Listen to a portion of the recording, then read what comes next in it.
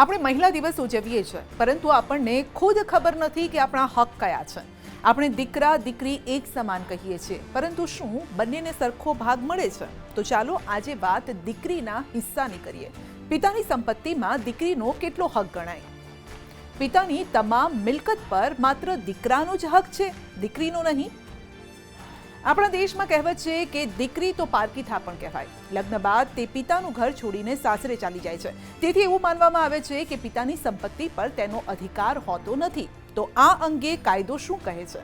જો દીકરીઓ આ વાત જાણી લેશે તો છેતરાશે નહીં. એટલું જ નહીં, તમે બીજી દીકરીઓને પણ આ અંગે માહિતગાર કરી શકશો. ઘર પરિવાર સમાજથી માંડીને કામકાજના સ્થળો પર સ્ત્રીઓ જાતીય ભેદભાવ અને ઉપેક્ષાનો સામનો કરતી આવી છે. તેમાં કોઈ ક્રાંતિકારી ફેરફાર નથી થયો, પરંતુ પહેલા કરતાં હવે પરિસ્થિતિ જરૂર સુધરી છે. જ્યાં સુધી વાત દીકરીના વારસાગત હકની છે, તો ભારતમાં વારસાનો ઢાંચો ધર્મના આધારે અલગ અલગ નક્કી કરાયો છે, એસેટના આધાર પર નહીં. હિન્દુ પરિવાર અને બીજા ધર્મોના લોકોના વારસા માટે પોતપોતાના કાયદા અને નિયમ હોય છે.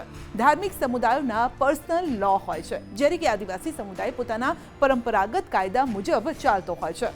ભારત સરકારે 1956માં હિન્દુ ઉત્તરાધિકાર ધારો પસાર કર્યો હતો.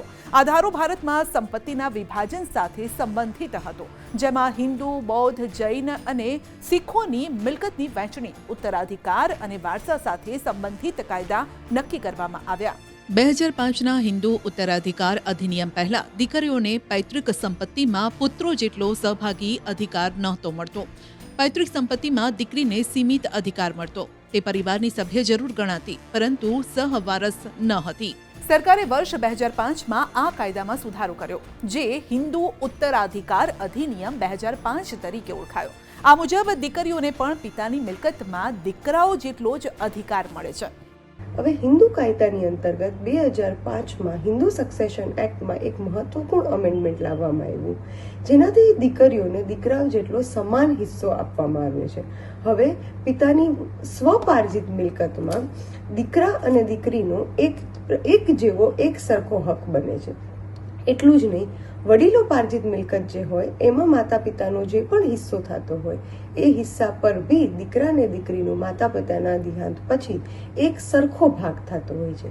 ત્યાં સુધી જ નહીં, તમામ પ્રકારના ઇન્વેસ્ટમેન્ટ, ઇન્સ્યોરન્સ પોલિસીઝ, કોઈ પણ નાણાકીય વ્યવસ્થા કરેલી હોય, ઘરેણાં હોય, આ બધા પર બી દીકરીનો અડધો અધિકાર બને જ છે. જેટલો દીકરાનો બને છે એટલો જ. એટલું જ નહીં, દીકરીના લગ્ન થઈ ગયા હોય એનાથી કોઈ જ ફરક નથી પડતો. પરણેલી કે અપરણિત બંને દીકરીઓનો હક સરખો જ છે. દીકરીઓને ખાલી હક મળે છે એટલું જ નહીં, દીકરીઓ પાસે હક માંગવાની બી સત્તા છે. એટલે પોતાનો હિસ્સો માંગવાની, પાર્ટીશન માંગવાની, પોતાના હિસ્સાનું પોતાને આપી દેવાની, તમામ ડિમાન્ડ કરવાની દીકરીઓ પાસે પૂરેપૂરો હક છે.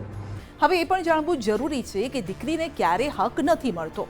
જો પિતા જીવિત હોય અને તેમણે વસિયતનામું કર્યું હોય અને વસિયતમાં તમામ મિલકત દીકરાના નામે કરી હોય, આ સંજોગોમાં દીકરી મિલકત પર કોઈ હક કે દાવો ન કરી શકે.